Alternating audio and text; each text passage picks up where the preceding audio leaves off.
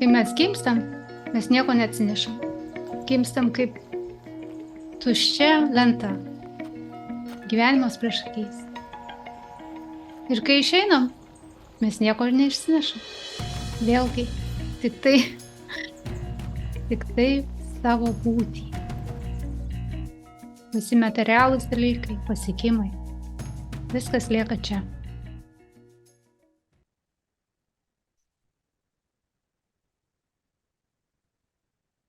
Ir kol mes gyvenam šitą gyvenimą tarp gimimo ir mirties, atrodo, kad mums reikia viską kaupti. Kaupti, turėti, laikyti, saugoti, kad kiti neatimtų. Turėčiau daugiau negu kiti. Tai mes išmokstam gimę čia, iš tėvų, iš visuomenės, iš mokyklos. Atrodo, turi kažką turėti ir laikytis įsikabinęs, nes kitaip tu nieko nevertas. Ir mes ieškom ir materialinių dalykų, ir dvasinių, ir santykių,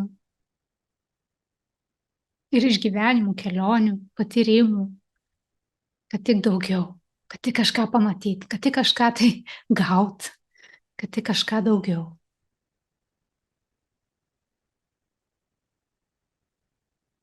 Iš tikrųjų, viską, ko reikia, gyvenimas mums pilnai ir sočiai duoda. Ir tas godumo jausmas arba nepritekliaus jausmas tiesiog neleidžia matyti tam, ką jau turi, ir džiaugtis tuo, ką turi.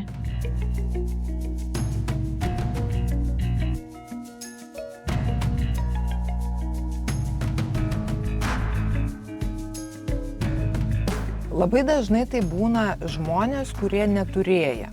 Tarkim, vaikystėje ir ypač iš vyrų labai dažnai galima išgirsti, kad mano vaikai neturės vienų batukų, kuriuos atiduoda ar turi gražiai nešioti, kad atiduotum broliui jaunesniam ir žiemą ten su suplyšusiais padais ėjau į mokyklą ir mano vaikam jau taip nebus. Ir tada jie taip stengiasi, kad tie vaikai turėtų 20 porų batų.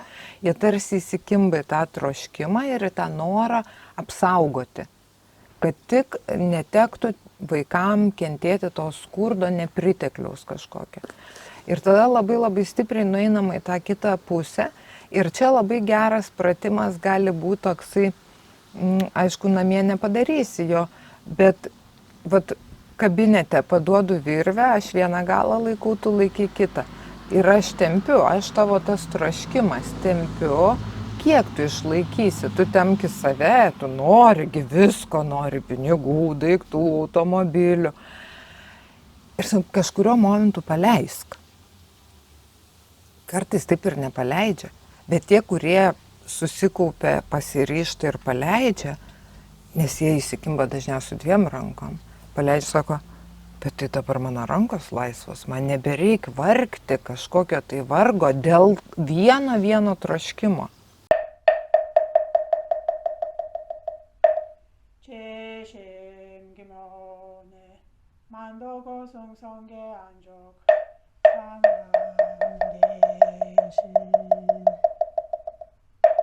Čia irgi, jeigu pasižiūrėti į pačius pradinius budizmo mokymus, tai budizme yra mokoma, kad yra 6 pasauliai.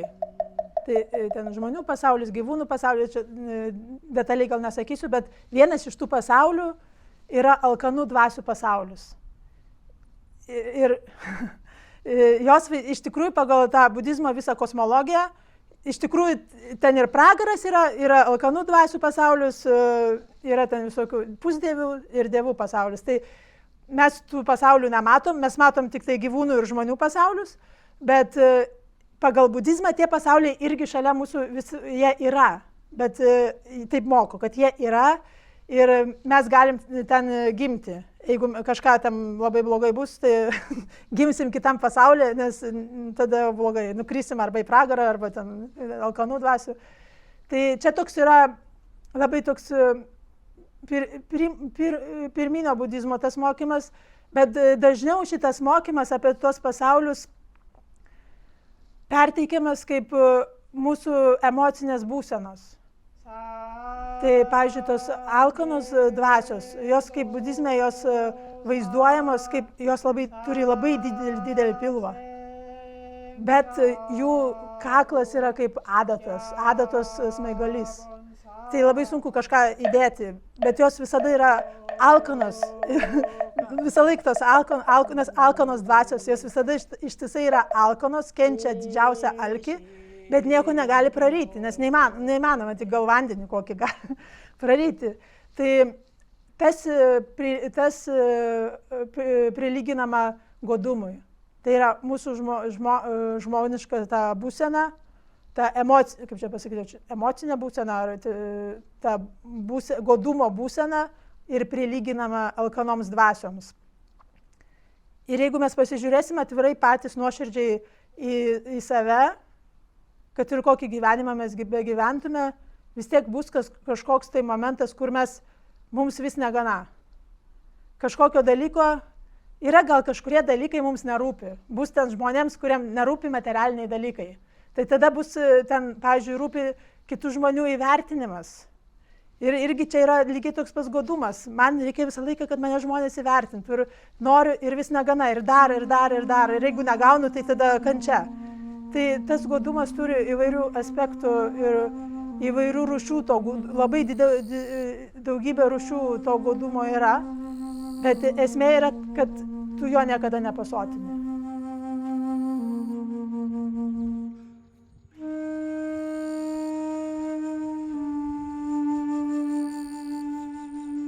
O dabar pažiūrėkim dar giliau į tą godumo jausmą. Kas tai yra? Tai yra baimė. Baimė kažką prarasti. Tai yra noras laikytis į kažką tai, ką aš jau turiu. Ir baimė tai prarasti. Ir baimė rytoj neturėti. Ir baimė dėl to, kad bus mažai. Ar kad trūks. Ir atrodo, kad gyvenimas, gamta kažkaip tai nepasirūpins manim. Nes aš jaučiuosi atskira nuo gamtos, nuo gyvenimo.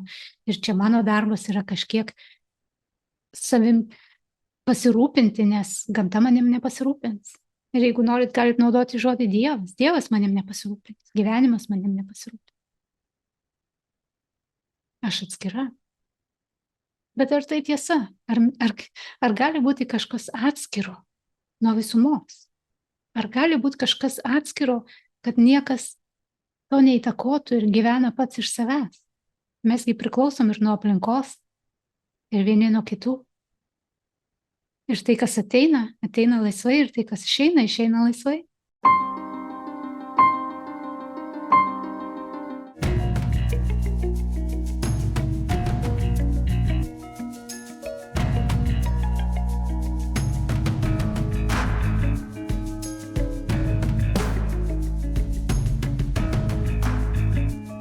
Yra labai gera sistema, kuri man labai patinka ir labai daug atsakymų davė. Loretos Stonkutės sistema, tai yra apie 12 drakonų arba 12 ydų. Ir viena iš tų ydų yra, jos visos yra poromis, reiškia 6 poros. Ir viena yda, vienas drakonas yra godumas. Šitie žmonės paprastai netgi traukia pinigus į juos, bet tai yra tai, kas atsinešta. Tai, kas jau atsinešta iš praeitų gyvenimų. Ir yra 3 stadijos pasireiškimo ir 3 stadijos atidirbimo, reiškia. Ir jauna siela yra toj grubiausiai. Jis visada yra grubiausiai stadija, reiškia, jai elementariai reikės daiktų. Jai nesvarbu, čia jos, ne jos, jinai vis tiek žmogus ims, nes jai visko reikia. Kažkas atiduoda kastuvą ims, kastuvą atiduoda tą ims, tą viską imam ir niekam nieko neduodam. Paskui, kaip tai atidirbama? Ta prasme, tu turi suvokti, nes tikslas yra išmokti dalintis. tą godumą paversti po kiekvieną tą didžiąją ydą slepiasi talentas. Ir toks garsiausias atstovas šitos godumo ydos yra vienas iš Raudonojo kryžiaus įkūrėjų. Vardo pavardės, jo, ta prasme, žino pasaulis, jeigu paguglinsi, ne, atsiminti nieks neatsimena, ir aš neatsimenu. Bet kaip jis gražiai perdirbo savo godumą. Jis padarė tai naudą pasauliui. Jis turėjo talentą surinkti pinigus. Prie jo eina pinigai ir jis galėjo pasilikti savo. Bet todėl ir atsidarė jo didysis talentas ir jo įkurta organizacija gyvuoja šimtmečius. Ne? Todėl, kad jis tai pavertė nauda pasauliui. Ir mūsų visų tikslas realiai yra pagauti savyje kažkokią savybę, šiuo atveju godumą, ir ką aš galiu duoti pasauliui per tą savybę. Jeigu aš užsidirbau tiek daug, jau suvokiu, kad man iš tikrųjų tiek daug nereikia. Ar aš galiu dalintis?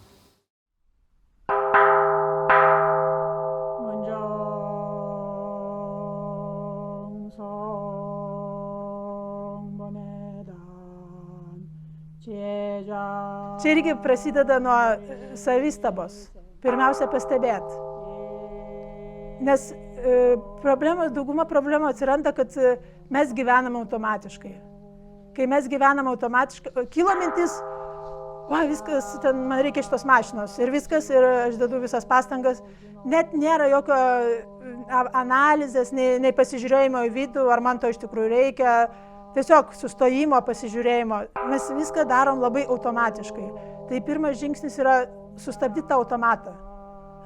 Sustabdyti savo gyvenime tą automatinį veikimą, reakciją, bet pasižiūrėti kiekvienas, kas iškyla, pasižiūrėti, kas tai yra. Pamatyti, tai noriu šitą suknelę, kokia graži. Ir taip graži ir gali ją grožėtis. Tai nėra visai problema, tai nėra blogybės grožėtis gražiais daiktais. Bet tada toliau pastebėti save. Kas ten yra? Ar tu tikrai taip nori? Tiesiog pastebėti. Ta godumą irgi galima pastebėti. Ar tu nori, kai pastebi giliau, ir netgi paklausti, kas nori, pavyzdžiui, kas nori šitos suknelės? Kas nori šitos suknelės? Ar man reikia čia tik dėl to, kad man kažkokią socialinę klasę, mano statusą kažkokį tai pakeltų, pabrėžtų, ar man iš tikrųjų tikrai reikia. Ir jeigu prieisit prie atsakymo, kad iš tikrųjų tikrai man kaip asmenybei kažkokiai, man tikrai reikia, tai aišku, ir gerai, tada reikia įsigyti, bet tiesiog pasižiūrėti giliau, kam čia reikia, kam reikia šitos suknelės, ar tikrai man reikia. Ir patyrinėti, tiesiog patyrinėti viduje labiau tos procesus, kurie vyksta, bet ne ta kažkokia kad analizę kažkokią daryti iš tų visų procesų, bet tiesiog pažvelgti, paimti ir pažvelgti, nes mes nelabai ir pažvelgiam į vidų, kas iš tikrųjų ten vyksta.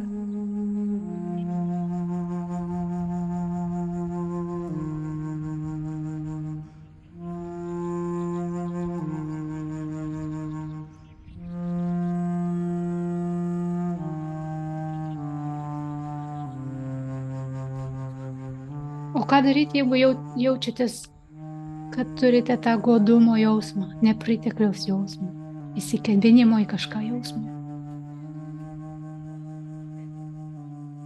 Tiesiog reikia pažiūrėti, kas tai? Kas tai? Kur tai jaučiasi kūne? Kas pasireiškia, kai tos mintys ateina? Kaip kūnas reaguoja? Kokia emocija sukyla? Ir leist tai emocijai tiesiog būti. Nieko nereikia su ja daryti, tiesiog matai, kas vyksta, matai visą tą mechanizmą. Nes kol tas jausmas yra nepamatytas, nepripažintas, neatpažintas savyje, tol mes galbūt matysime šitą reiškinį kitose ir galvosim, kad kažkas su jais ne taip. Pažiūrėkit, kokie jie godus, kokie jie skūpi. Kodėl jiem taip sekas? Kodėl ne man? Bet tas godumas yra viduje ir aplinka mums tik tai parodo, kas vyksta čia. Mums kaip veidrodis atspindi mūsų vidinę būseną.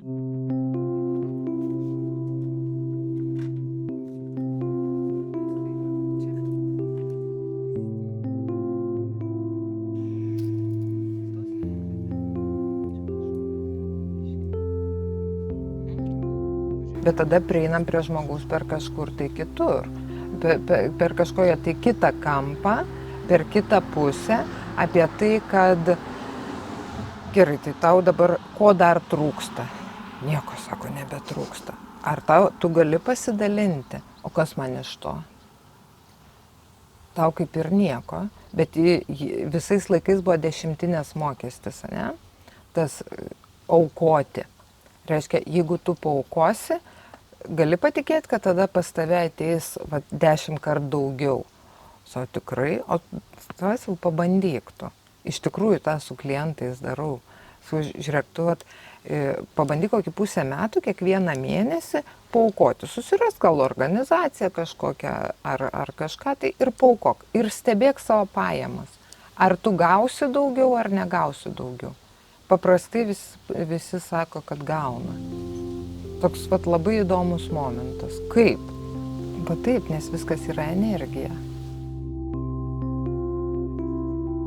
Kas lieka čia, jeigu nėra godumo? Tai yra pasitikėjimas gyvenimu, pasitikėjimas savim, žinojimas, kad visą laiką turiu, ko man reikia ir galiu laisvai duoti. Jeigu kažkam trūksta kažkam reikia mano dėmesio ar resursų, aš galiu laisvai duoti iš širdies, bet tikėjimusi kažko gauti atgal. Nes iš godumo aš duodu ir galvoju, prisiminsiu, aš tau daviau. Jeigu tu man gal neduosi, susipyksim. Tai nėra davimas, tai yra manipuliacija. Taigi pažiūrėkime į vidų, kas ten vyksta. Matydami, kad tai nesi tu, tai nėra tavo, tai tiesiog programos, kurios buvo įdiegtos, kol mes buvome maži vaikai ir mes jų nei prašėm, nei norėjom. Gimėm į tokią situaciją. Ir iš kitos pusės dar yra tas dosnumas. Dosnumas nereiškia, kad aš tau duosiu ir tikiuosi atgal. Aš tau duosiu, nes noriu, kad tau patikčiau. Arba kad mane įvertintų kažkas. Dosnumas yra davimas iš širdies. Be jokio tikėjimosi atlygio ar gražinimo. Žinant, kad tai aš duodu gyvenimui iš savęs ir gyvenimas gražins 10 kartų daugiau. Taip ir vyksta mainai. Ir su dosnumu yra tas jausmas dėkingumo, įvertinimo, priėmimo.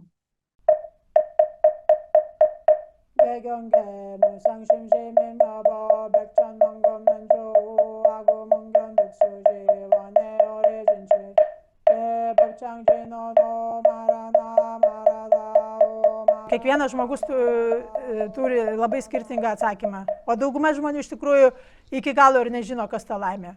Atrodo, dauguma žmonių nesupranta, kas ta laimė. Mes galvojam, kad suprantam. Mes galvojam, kaip mes įsivaizduojame tradiciškai, turėsiu šeimą gerą, mano bus sveikata gera, nebadausiu, gal darbą kažkokį turėsiu ir man bus laimė. Bet nebus. Jeigu tokie dalykai niekada nesuteikia laimės. Mes vis jų siekiam, nesuteikia laimės, suteikia, mes galim pajusti laimę tada, kai mes šiuo momentu sėdim čia, dabar šiuo momentu, kokia bebūtų mūsų situacija, visiškai nesvarbu, kokia bebūtų mūsų kūno situacija, kokia bebūtų pasaulio situacija, mums dabar šiuo momentu tokie, kokie mes esam, mums visiškai pakanka 100%, mums to užtenka. Ir bet tai nereiškia, kad kai prieini šitą būseną, kad tada nieko nenori siekti. Ir gali siekti, daug dalykų galima siekti, bet suprantant, kad ne dėl to, kad man kažko trūksta. Ir būta mokė, kad mes jau esame visi tobuli ir jau mes esame nušvitę visi. Bet mes tuo netikim.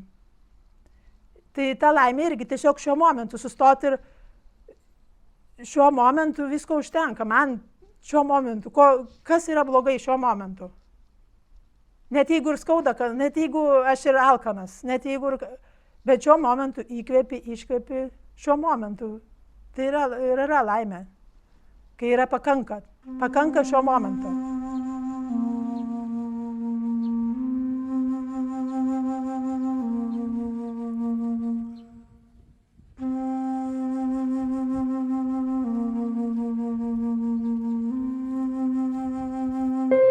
Projektą iš dalies finansuoja Medijų rėmimo fondas.